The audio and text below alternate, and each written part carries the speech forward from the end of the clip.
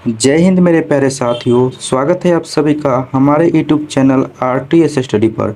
दोस्तों, आज इस वीडियो में कवर करेंगे बिहार पुलिस की नई वैकेंसी जो कि 21,391 पोस्ट पर आई है। उनके लिए आज इस वीडियो में कवर करेंगे विज्ञान यानी कि साइंस का प्रैक्टिस सेट नंबर 2 कवर करेंगे। और प्रैक्टिस सेट साइंस का 1 कवर कर लिए थे और आप वो वीडियो नहीं देखी है तो इसी वीडियो के डिस्क्रिप्शन बॉक्स में उसका प्लेलिस्ट का लिंक दिया हुआ है, वहाँ से आप देख सकते हैं। दोस्तों, इस प्रैक्टिस सेट में टोटल 40 क्वेश्चन करने वाले हैं, तो आप लोग पूरा वीडियो देखिएगा और लास्ट में बताइएगा कि आपको इस 40 में कितना सही हो रहा है। तो चलिए दोस्तों स्टार्ट करते हैं। और स्टार्ट करने से पहले आप लोग चैनल पर पहली बार आए हैं तो चैनल को सब्सक्राइब करके साथ में बेल का घंटी ऑल का घंटी दबा लीजिएगा ताकि आपको नोटिफिकेशन मिल सके। और दोस्तों बता दूं कि ये क्लास डेली आपको शाम को 6 बजे लाइव चलता है, तो आप लोग लाइव में जुड़ना मत भूलिएगा। तो चलिए स्टार्ट करते हैं क्वेश्चन नंबर 1 से। तो हमारा पहला और इम्पोर्टेंट क्वेश्चन यह है कि एक आदर्श एमीटर एवं एक आदर्श वोल्ट मीटर के प्रतिरोध है क्रमशः शून्य या उच्च शून्य या शून्य या निम्न या शून्य या अनंत। तो आप लोगों को नीचे लाइव चैट का ऑप्शन दिख रहा होगा, तो आप लोग लाइव चैट में इसका आंसर बताइएगा कि एक आदर्श ए मीटर एवं एक आदर्श वोल्ट मीटर के प्रतिरोध क्या होगा। तो जो एक आदर्श ए मीटर है उसका जो प्रतिरोध होगा तो उसका प्रतिरोध होगा शून्य, और इसका जो आपको आदर्श वोल्ट मीटर है इसका प्रतिरोध आपको होगा तो ये हो जाएगा आपको अनंत होगा। तो ऑप्शन नंबर डी में जो दे रखा है शून्य और अनंत, ये इसका राइट आंसर हो जाएगा। तो एक का डी नंबर सही उत्तर हो जाएगा। नेक्स्ट क्वेश्चन है अगला 2 नंबर में है कि एक माध्यम का अपवर्तनांक एम किस पर निर्भर करता है। माध्यम का तापक्रम पर, आपतित किरण का तरंग दैर्ध्य पर, या माध्यम की प्रकृति एवं भौतिक अवस्था पर, या उपयुक्त सभी। तो आप लोग इसका लाइव चैट में आंसर बताइएगा कि एक माध्यम का अपवर्तनांक एम जो है किस पर निर्भर करता है। तो यह जो निर्भर करता है माध्यम के तापक्रम पर भी करता है, आपतित किरण का तरंग दैर्ध्य पर भी करता है, और माध्यम की प्रकृति एवं भौतिक अवस्था पर भी करता है। तो इसका आंसर हो जाएगा उपयुक्त सभी, यानी कि डी नंबर सही उत्तर हो जाएगा। नेक्स्ट क्वेश्चन है 3 नंबर में कि मानव शरीर में सबसे बड़ी ग्रंथि कौन सी है। लीवर, अग्नाशय, पिट्यूटरी या थायराइड। तो आप लोग आंसर बताइएगा कि मानव शरीर में सबसे बड़ी ग्रंथि कौन सी है। तो मानव शरीर में सबसे बड़ी ग्रंथि लीवर हो जाएगा। ठीक है, तो ऑप्शन नंबर ए इसका राइट आंसर हो जाएगा 3 नंबर का। नेक्स्ट क्वेश्चन है 4 में कि गैलीलियो के गिरते वस्तु के नियम को और किस नाम से जाना जाता है। गति का नियम, न्यूटन का पहला नियम, या न्यूटन का दूसरा नियम, या न्यूटन का तीसरा नियम। तो आप लोग इसका आंसर दीजिएगा कि गैलीलियो का गिरते वस्तु के नियम को और किस नाम से जाना जाता है। तो यह जाना जाता है न्यूटन का पहला नियम से जाना जाता है। तो 4 का ए नंबर सही उत्तर हो जाएगा। 5 नंबर है कि निम्नलिखित में से कौन सी जोड़ी सुमेलित है। तो ऑप्शन नंबर ए में है कि लेक्सिकोग्राफी शब्दकोश का संकलन, बी में है कि फिलोलॉजी डाक टिकटों का संग्रह, सी में है कि एंटोमोलॉजी मानव शरीर का अध्ययन, और डी में है कि आइक्रोनोग्राफी कीट पतंगों का अध्ययन। तो इसमें जो आपको जो सही सुमेलित है यानी कि जोड़ा है, तो जो ए में जो दे रखा है कि लेक्सिकोग्राफी शब्दकोश का संकलन, ये आपको सही दे रखा है। तो ऑप्शन नंबर ए इसका राइट आंसर हो जाएगा 5 नंबर का। 6 नंबर क्वेश्चन है कि जंतु विज्ञान अध्ययन करता है केवल जीवित जानवरों का, केवल जीवित वनस्पतियों का, जीवित व मृत दोनों जानवरों का, या जीवित व मृत दोनों वनस्पतियों का। तो आप लोग 6 का आंसर दीजिएगा कि जंतु विज्ञान अध्ययन करता है, तो यह अध्ययन करता है जीवित व मृत दोनों जानवरों का करता है। तो option number C correct answer हो जाएगा 6 नंबर का। ठीक है, नेक्स्ट है 7 नंबर में कि कैरोलेंस लिनियस किस देश के निवासी थे। स्वीडन के, यूके के, पोलैंड के, या फ्रांस के। तो यह जो कैरोलेंस लिनियस जो थे ये आपको स्वीडन के यह निवासी थे। तो option number A correct answer हो जाएगा 7 नंबर का। 8 नंबर क्वेश्चन है कि निम्नलिखित में से किस में वास्तविक केंद्रक नहीं पाया जाता है। हरा शैवाल, कवक, लाइकेन, या जीवाणु। तो जिसमें यह जो आपको जो वास्तविक केंद्रक नहीं पाया जाता है तो यह आपको जीवाणु में नहीं पाया जाता है। तो option number A correct answer हो जाएगा जीवाणु, सॉरी ऑप्शन नंबर डी इसका राइट आंसर हो जाएगा जीवाणु। ठीक है, अगला है 9 नंबर में कि निम्नलिखित में से कौन सी संरचना प्रोकैरियोटिक कोशिका में नहीं पाई जाती है। राइबोसोम, कोशिका झिल्ली, केंद्रक झिल्ली, या कोशिका भित्ति। तो यह जो आपको प्रोकैरियोटिक कोशिका में नहीं पाया जाता है तो यह आपको केंद्रक झिल्ली नहीं पाया जाता है। तो option number C correct answer हो जाएगा केंद्रक झिल्ली। नेक्स्ट है 10 में कि चेचक किस वायसराय के कारण होता है, सॉरी चेचक किस वायरस के कारण होता है, वायरस होगा, ठीक है, मतलब वायरस है, ठीक है। ऑप्शन नंबर ए में है कि वेस्ट नाइल, बी में है कि बेरिसेला जोस्टर वायरस, सी में है कि हर्पस सिम्पेलक्स और डी में है कि राइनो वायरस। तो ये जो चेचक जो होता है यह आपको वेरिसेला जोस्टर वायरस के कारण होता है, ठीक है। तो option number B correct answer हो जाएगा 10 नंबर का। 11 नंबर में है कि फंजाई की कोशिका भित्ति बनी होती है। तो यह फंजाई कोशिका भित्ति किसकी बनी होती है, आप लोग आंसर बताएगा। ऑप्शन नंबर ए में कि काइडिन की, बी में सेलुलोज की, सी में पेक्टिन की और डी में सुबेरिन की। तो यह जो फंजाइन की कोशिका भित्ति जो बनी होती है तो यह काइडिन की बनी होती है, ये आपको ध्यान रखना है। तो 11 का ए नंबर सही उत्तर हो जाएगा। नेक्स्ट है 12 नंबर। 12 में कि लाइकेन है। लाइकेन क्या है, मृतोजीव है, परजीवी है, होलोजोइक है या स्वपोषी है। तो ये जो लाइकेन जो है यह स्वपोषी है, ये आपको ध्यान रखना है। 12 का डी नंबर सही उत्तर हो जाएगा। 13 नंबर में कि दूध को दही में परिवर्तित करने की प्रक्रिया कहलाती है। पशुरीकरण, वसंतीकरण करण या खमीरीकरण या उसे खमीर उठाना कहा जाता है या रेंटिंग। तो दूध को दही में परिवर्तित करने की प्रक्रिया को खमीरीकरण कहा जाता है, जिसे खमीर उठाना भी कहते हैं। तो 13 का सी नंबर सही उत्तर हो जाएगा। 14 नंबर में कि पानी से लोहा तथा मैग्नीज किस प्रक्रिया से हटाए जाते हैं। वायु मिश्रण, क्लोरीकरण या निस्पंदन या चूना सोडा उपचार। तो आप लोग आंसर दीजिएगा 14 का कि पानी से लोहा तथा मैग्नीज किस प्रक्रिया से हटाया जाता है। तो यह हटाया जाता है क्लोरीकरण से हटाया जाता है। तो option number B correct answer हो जाएगा 14 नंबर का। 15 नंबर में है कि अल्फा कण के 2 धन आवेश होते हैं, इसका द्रव्यमान लगभग बराबर होते हैं। यानी कि जो अल्फा कण का 2 धन आवेश होता है इसका द्रव्यमान किसके बराबर होता है, 2 प्रोटॉन के, हीलियम के 1 परमाणु के, या 2 पॉजिट्रॉन और 2 न्यूट्रॉन के द्रव्यमान के योग का, या 2 प्रोजिट्रॉन के, क्योंकि प्रत्येक पॉजिट्रॉन में केवल 1 धन आवेश होता है। तो आप लोग इसका आंसर बताएगा 15 नंबर का। तो 15 नंबर का राइट आंसर जो होगा हीलियम के 1 परमाणु के, ठीक है। तो option number B correct answer हो जाएगा 15 नंबर का। 16 नंबर में कि परमाणु में कक्षकों को भरने का क्रम नियंत्रित होता है अफबाउ सिद्धांत पर, हाइजेनबर्ग के अनिश्चितता के सिद्धांत पर, या हुंड के नियम द्वारा, या पाउली के अपवर्जन सिद्धांत पर। तो परमाणु में जो कक्षकों को भरने का क्रम जो नियंत्रित होता है तो यह नियंत्रित होता है अफबाउ के सिद्धांत पर होता है। Option number A correct answer हो जाएगा 16 नंबर का। 17 नंबर में कि निम्नलिखित में से कौन सा जिप्सम का रासायनिक सूत्र है। तो आप लोग को 4 ऑप्शन ये ध्यान से देखिए, और जिप्सम का रासायनिक सूत्र क्या है आप लोग आंसर बताइए। तो इसका जो जिप्सम का रासायनिक सूत्र जो हो जाएगा, जो कि ऑप्शन नंबर ए में दे रखा है CaSO4 × 2H2O, ये आपको जिप्सम का रासायनिक सूत्र है, ये आपको ध्यान रखना है। तो 17 का ए नंबर सही उत्तर हो जाएगा दोस्तों।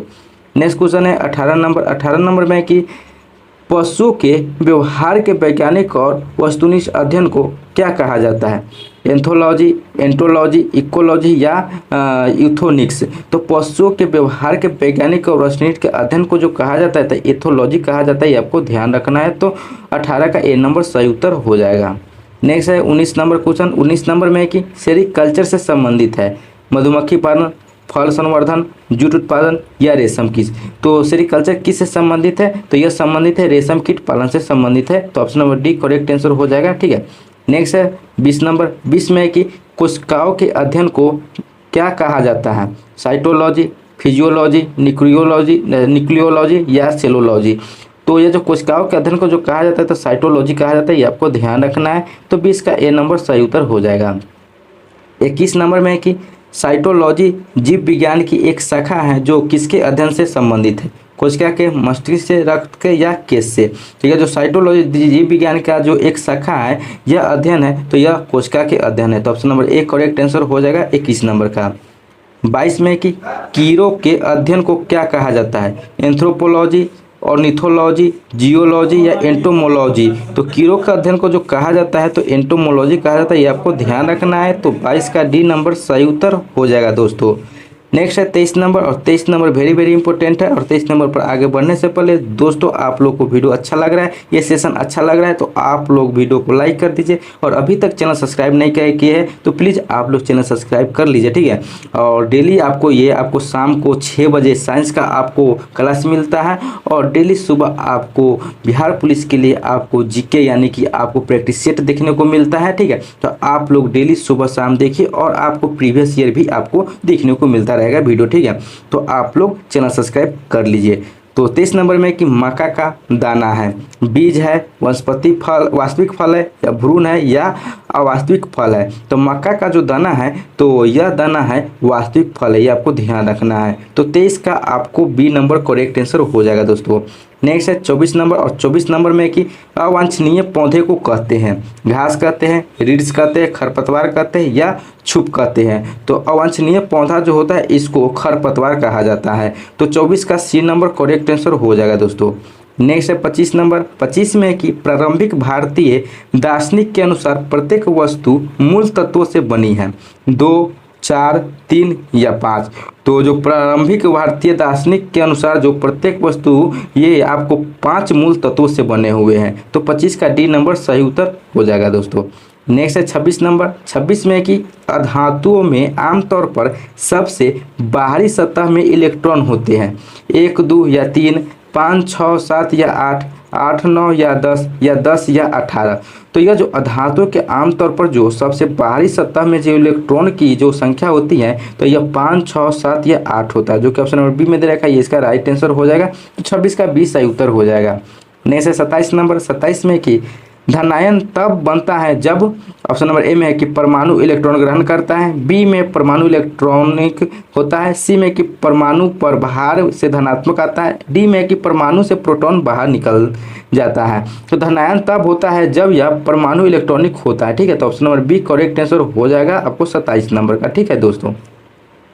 28 में कि न्यूक्लिक अम्ल में पाया जाने वाला है, नाइट्रिक अम्ल, सल्फ्यूरिक अम्ल, फॉस्फोरिक अम्ल या कार्बनिक अम्ल। तो यह जो न्यूक्लिक अम्ल में जो पाया जाने वाला जो है तो इसमें जो फॉस्फोरिक अम्ल पाया जाने वाला है, ठीक है। तो 28 का सी करेक्ट आंसर हो जाएगा दोस्तों। नेक्स्ट क्वेश्चन की बात करते हैं 29 नंबर, 29 में कि एंजाइम कैसे पदार्थ है। तो एंजाइम जो है ये आपको जटिल कार्बनिक पदार्थों को साधारण पदार्थों में बदलते हैं। तो option number B correct answer हो जाएगा आपको 29 नंबर का। 30 नंबर में है कि पानी में लटके हुए कोलाइडिक कण किस प्रक्रिया से हटाया जा सकता है, स्कंदन से, निस्पंदन से, अधिशोषण से या अवशोषण से। तो जो पानी में जो लटके हुए कोलाइडिक कण की प्रक्रिया है यह आपको स्कंदन के द्वारा हटाया जा सकता है। तो 30 का ए नंबर सही उत्तर हो जाएगा दोस्तों।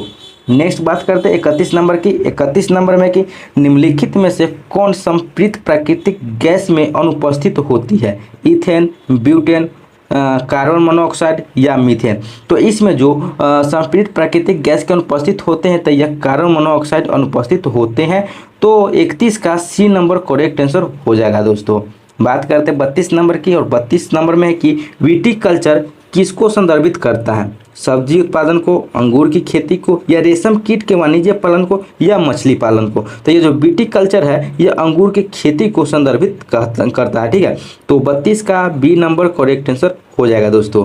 नेक्स्ट है 33 नंबर। 33 नंबर में कि निम्नलिखित में से किस विटामिन की कमी से घाव से अत्यधिक रक्तस्राव होता है, विटामिन के, विटामिन डी, विटामिन ए या विटामिन ई। तो यह जो विटामिन के है इसकी कमी से घाव से अत्यधिक रक्त का स्राव होता है।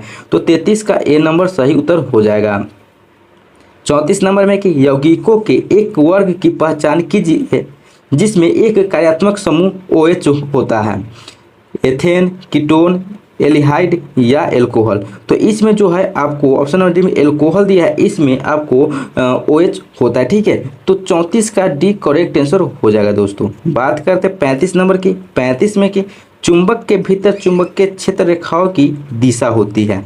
तो चुंबक के भीतर जो चुंबकीय क्षेत्र रेखाओं की दिशा जो होती है यह आपको होती है दक्षिण ध्रुव से उत्तर ध्रुव की ओर होती है। तो option number B correct answer हो जाएगा 35 का। 36 नंबर में कि जल विद्युत संयंत्र किस ऊर्जा को विद्युत ऊर्जा में रूपांतरित करता है, तापीय ऊर्जा को, नाभिकीय ऊर्जा को, सौर ऊर्जा को या गतिज ऊर्जा को। तो जल विद्युत संयंत्र जो है यह आपको गतिज ऊर्जा को विद्युत ऊर्जा में रूपांतरित करता है, ये आपको ध्यान रखना है दोस्तों। तो 36 का डी नंबर करेक्ट आंसर हो जाएगा। नेक्स्ट है 37 नंबर। 37 में कि नरोरा नाभिकीय विद्युत संयंत्र किस राज्य में स्थित है, राजस्थान में, महाराष्ट्र में, उत्तर प्रदेश में या गुजरात में। तो नरोरा जो नाभिकीय विद्युत संयंत्र जो है तो यह आपको उत्तर प्रदेश यानी यूपी में है, ठीक है। तो 37 का सी नंबर करेक्ट आंसर हो जाएगा।